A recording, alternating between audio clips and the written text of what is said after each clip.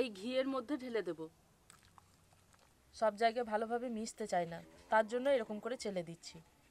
খুব ভালো করে ঘুরিয়ে ঘুরিয়ে গোল করব, তাহলে এরকম সুন্দর গোল গোল মোয়া তৈরি হয়ে যাবে। একদম মিহি করে গুঁড়ো গুঁড়ো করে ছড়াবো, আর দেখতে তো অসম্ভব সুন্দর লাগে। একদম দোকানের মতো মোয়া আজ বাড়িতেই বানিয়ে নিলাম। মোয়াটা মুখে দিলেই পুরো মিলেছে, এত নরম হয়েছে। শীতকাল মানেই হচ্ছে খেজুর গুড়, আর তার সাথে হচ্ছে মোয়া। মোয়া আমরা সাধারণত বাড়িতে একেবারেই বানাই না, বাজার থেকে কিনেই খেয়ে থাকি। তবে আজকে আমি বানাবো স্পেশাল মোয়া। একদম সহজ পদ্ধতিতে বানাবো, যাতে করে যে কেউ বাড়িতে বানাতে পারবেন। মোয়া বানানোর জন্য আমি এখানে নিয়েছি সুগন্ধি ধানের খই। তবে মোয়া যেহেতু কনকচুর ধানের খই দিয়ে বানানো হয়, কনকচুর ধানের খই যেহেতু পাইনি, তার জন্য সুগন্ধি ধানের খই দিয়েই মোয়াটা বানাবো।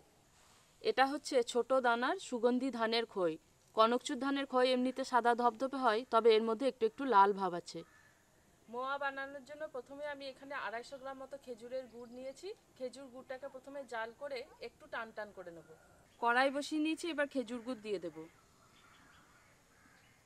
এই খেজুর গুড়টা কিন্তু একটু বেশি লাগবে, খেজুর গুড়েই কিন্তু পুরো খইটা রাঙা হবে। খেজুর গুড় কিন্তু এখন একদম পাতলা আছে, এবার অনবরত নাড়াচাড়া করে জাল দিয়ে একটু ঘন করে নেব। খেজুর গুড় তো এমনিতে একটু পাতলা হয়, আর জাল দিয়েছি তার জন্য একটু ফুলেও উঠে গেছে।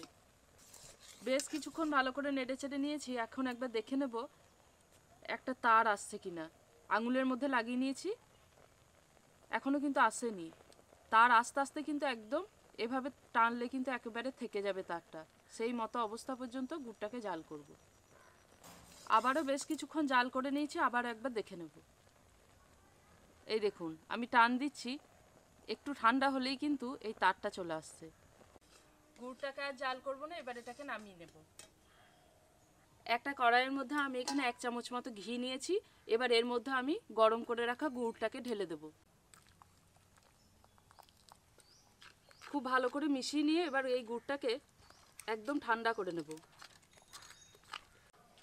গুড় একেবারে গরম থাকা অবস্থায় কিন্তু এর মধ্যে খই দেবো না, তাহলে একেবারে নরম হয়ে যাবে আর একে অপরের সাথে লেগে যাবে, একদম ঝুরঝুরে হবে না। একটু ঠান্ডা হোক, তারপরে দেব। এবার দেখুন গুড়টা কিন্তু আগে থেকে বেশ অনেকটাই ঘন হয়ে এসেছে, আর তারটা দেখায়, এই দেখুন পুরো তার থেকে যাচ্ছে। গুড় এখন ঠান্ডা হয়ে এসেছে, এবার এই খই অল্প অল্প করে দেবো আর মেশাবো। বেশ কিছুটা খই দিয়ে দিলাম, এবার ভালো করে মেশাবো।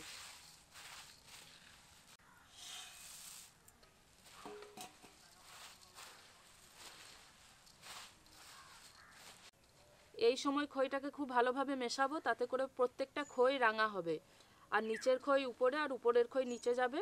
আর গুড় কিন্তু নিচে বসে থাকতে পারে, তার জন্য কিন্তু এইভাবে একদম ঘুরিয়ে ঘুরিয়ে মেশাবো। ভালো করে গুড়ের সাথে খইগুলোকে মেখে নিয়েছি। দেখুন প্রত্যেকটা খই কিন্তু রাঙা হয়েছে, আর খুব বেশি যে চটচটে হয়েছে তাও নয়, একেবারে খই ঝরঝরে আছে, ঠিক যেরকম মুড়কি বানায় না সেরকম হয়ে গেছে। এবার একটা চাপা দিয়ে আমি বেশ কিছুক্ষণ রেখে দেবো, তারপরে বাকি প্রসেসটা করব। ঢাকা দিয়ে এটাকে বেশ কিছুক্ষণ রেখে দিয়েছিলাম, এখন দেখায় কীরকম হয়েছে। এই দেখুন একেবারে ঝরঝরে হয়ে গেছে, আর একটার সাথে একটাও লেগে নেই। এবার আমি এর মধ্যে অন্যান্য জিনিসগুলো মিশিয়ে নেব। এবার এর মধ্যে দিয়ে দেবো খেজুর গুড়, আর এই গুড়টা কিন্তু এমনি গুড়, এর মধ্যে এক তার দু তারের কোনো ব্যাপার নেই, এমনি কাঁচা গুড়ই আমি এখানে ব্যবহার করছি। এবার দেব ঘি। ঘিটাকে আমি গলিয়ে রেখেছি, ঘিটা দিয়ে দিলাম। এলাচ গুঁড়ো দেব, পরিমাণ মতো কাজু দেব, কিশমিশ দেব। এবার এর মধ্যে দিয়ে দেব খোয়া ক্ষীর, আর আমি এখানে 200 গ্রাম মতো খোয়া ক্ষীর নিয়েছি। এটাকে আমি দুধ জাল করে বাড়িতেই তৈরি করেছি। যদি তৈরি করতে না পারেন তাহলে দোকান থেকে কিনে নিলেও হবে। আমি এখানে একটা স্টিলের চালা নিয়েছি, এই চালার মধ্যে দিয়ে চেলে নেব। এই করে ঘুরাবো, আর তাহলে কিন্তু বেশ ঝুড়ো ঝুড়ো হয়ে পড়বে। আর এমনিতে ভেঙে দিলে না দলা দলা পেকে যায়, সব জায়গায় ভালোভাবে মিশতে চায় না, তার জন্য এরকম করে চেলে দিচ্ছি।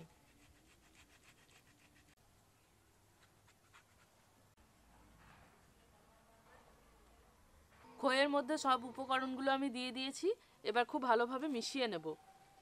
এই সময় যদি সব কিছু ভালোভাবে মেশানো যায় তাহলে কিন্তু বাঁধাটাও বেশ ভালো হবে।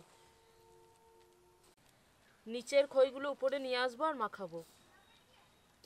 প্রথমে আমি ছোট কড়াইতে মাখছিলাম, তাতে করে খুব অসুবিধা হচ্ছিল মাখতে, তার জন্য একটা বড় কড়াইতে নিয়ে মেখে নিয়েছি।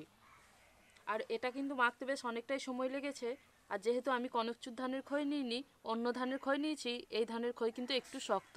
আর কনকচুর ধানের খই হলে কি হয়, একটু নরম হয়, তো তাড়াতাড়ি নরম হয়ে যায়। তার জন্য এটা চেপে চেপে মেখেছি। আর এখন কিন্তু একটু বাঁধাও যাচ্ছে। এবার আমি মোয়াগুলো বেঁধে নেব। হাতে ভালো করে ঘি মেখে নিয়েছি। এবার আমি মোয়াগুলোকে বাঁধবো। আর ঘি মেখে নিলে না আর হাতের মধ্যে চটচটে হয়ে লাগবেও না। আর দেখুন বেশ সুন্দর কিন্তু বাঁধা যাচ্ছে। এরকম হাতের খোপের মধ্যে ঘুরিয়ে ঘুরিয়ে বাঁধবো। এই দেখুন, এইভাবে আমি সমস্ত মোয়াগুলো বেঁধে নেব। আর আমি আমার পছন্দ মতো সাইজ করছি। এটা কিন্তু ছোট বড়ও করা যাবে, বেশি ছোট হলে আবার ভালো লাগবে না। প্রত্যেকটা মোয়াই ভীষণ সুন্দরভাবে বাঁধা যাচ্ছে। হাতে ঘি মাখিয়ে নিয়েছি। এবার পরিমাণ মতো নেব আর বাঁধবো। একটু বেশি করে নিয়েছি, কারণ মাখতে মাখতে আবার অল্প অল্প করে খসে যায়। হাতের খোপে ঘুরিয়ে ঘুরিয়ে সুন্দর মোয়া তৈরি করে নিয়েছি।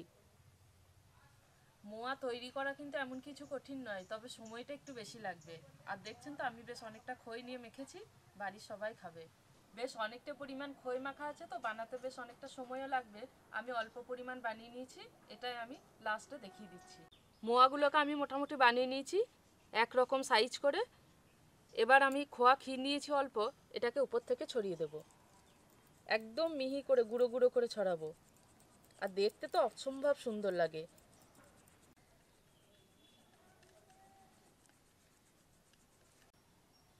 প্রত্যেকটা মোয়ার উপর একটা করে কাজু বসিয়ে দেব।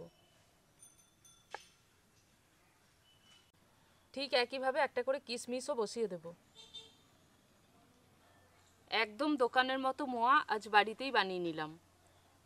আজ তো বাড়িতে মোয়া বানালাম, নাও খেয়ে দেখো কেমন কি হয়েছে।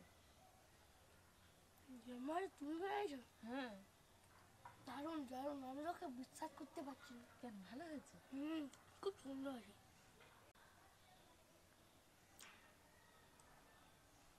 মোয়াটা মুখে দিলেই পুরো মিলেছে, এত নরম হয়েছে।